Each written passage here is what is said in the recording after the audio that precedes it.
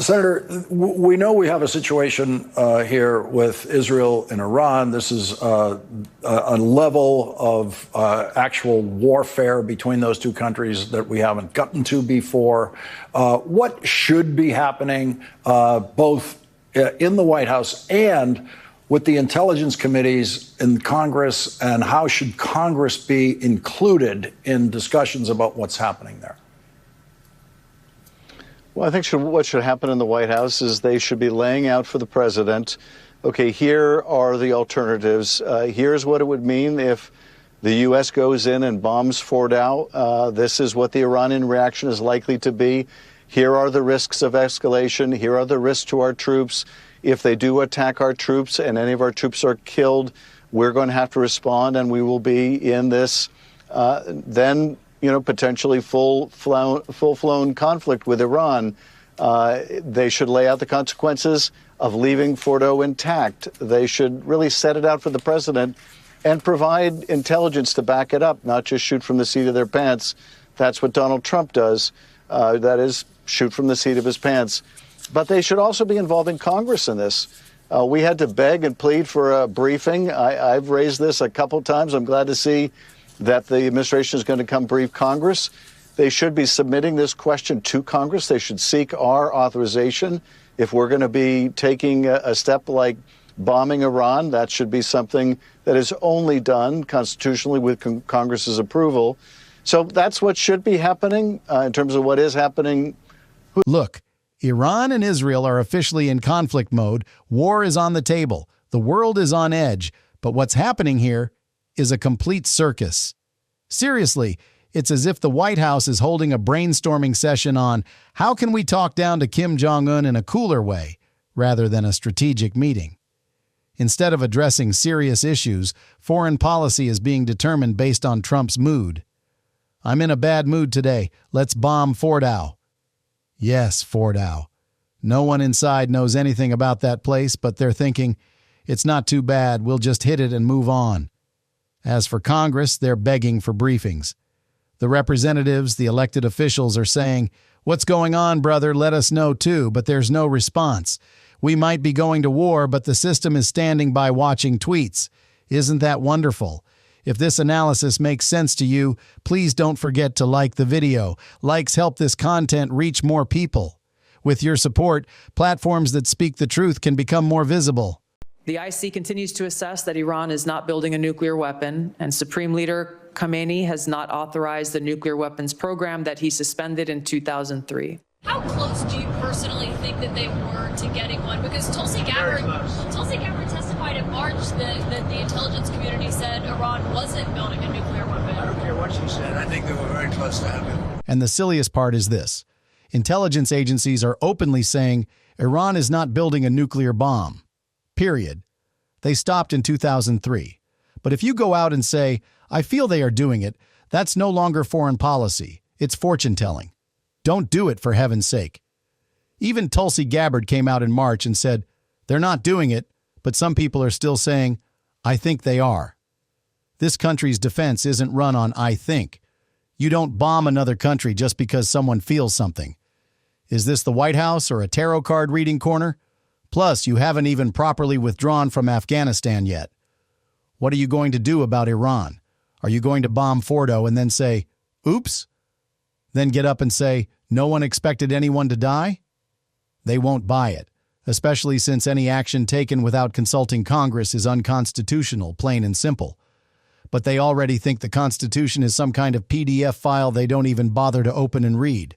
And I always tell folks that the check on fascism or an aspiring dictator like Donald Trump is Congress, the free press, independent courts, and the town squares. Congress is gone. The other three are doing it. But military families tell me there's a fifth check, and it's that our military rank and file will not follow an unlawful order. The problem is it's not only going to be given by the president. It looks like the Secretary of Defense is completely cool shooting at protesters. I also just want to say what Senator Slotkin did there today, that's how you do it. You have to keep these guys on their heels every single second they're in front of you in Congress. Otherwise, they will flood the zone, own the narrative, and essentially overwhelm us with disinformation. Senator Warren took a slightly different tack, really focusing on the judiciary and the role that they are going to play here. Let's play that sound.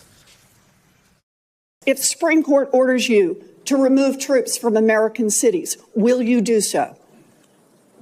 As I've said, Senator, I don't believe district courts should determine national security policy, but if the Supreme Court rules on a topic, we will abide by that. Okay, so I have two questions. One, just sort of interesting that they continually come back to this idea of undermining district courts. We've heard a lot of this, trying to make the argument that district courts are somehow overstepping their authority and creating policy from the bench. Let's put that aside for a second.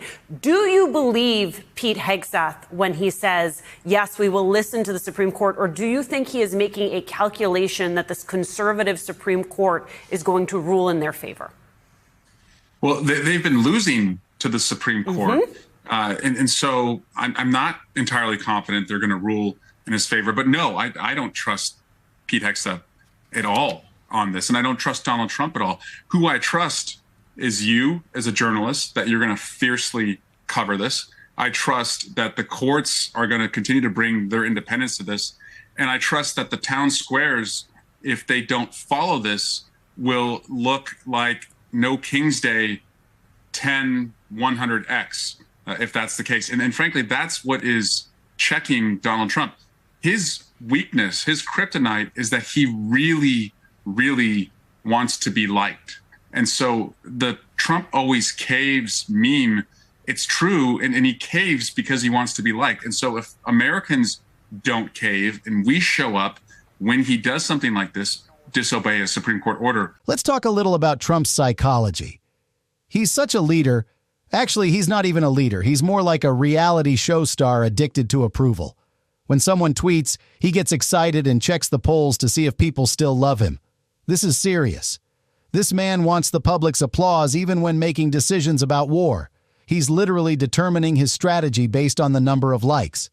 But there's one thing he fears: not being liked. I'm serious. This is his weak point. That's why he backs down when the public takes to the streets, journalists are on the ground, and the courts resist. Because he's terrified of being humiliated.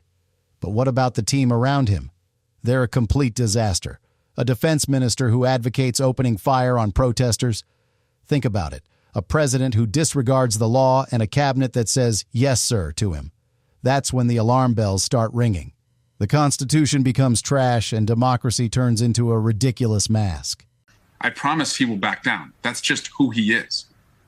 Congressman, that's an interesting point because it plays itself out as we saw today, yesterday rather, in conversations between Ted Cruz and Tucker Carlson over our engagement, or this administration's engagement, in Iran. I guess I have two questions. First is, anybody have a follow-up for Senator Cruz there in the caucus room to ask him? So exactly what are your plans on Iran, and do you know how many people live in the country? But I think more broadly, what does that say to you, given that you're right now at the heart of all of this?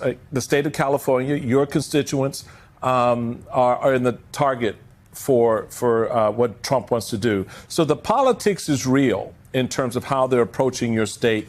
Alyssa Slotkin spoke to that a little bit and saying, you don't see them putting troops on the grounds in Florida and Texas, where you have the largest population of undocumented immigrants in the country, but yet they're not going to those Republican states, those Republican governors, with their humiliating game cosplay.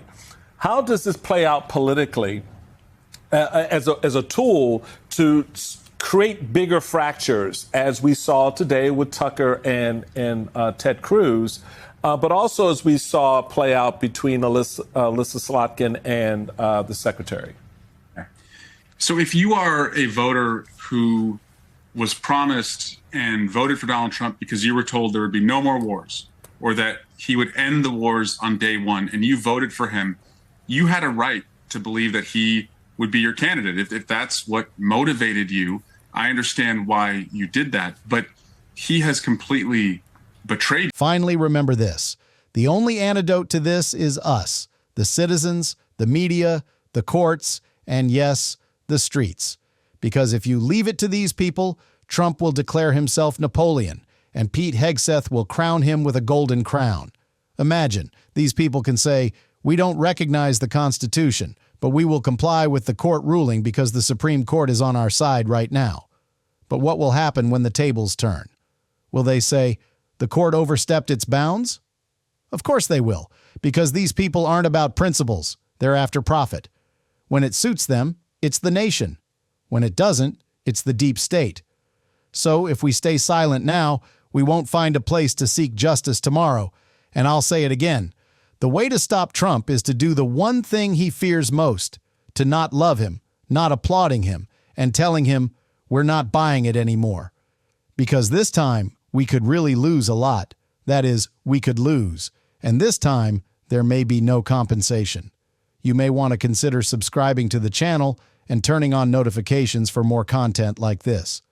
We want to grow this space with everyone who wants to follow the agenda closely and critically. Your support is valuable.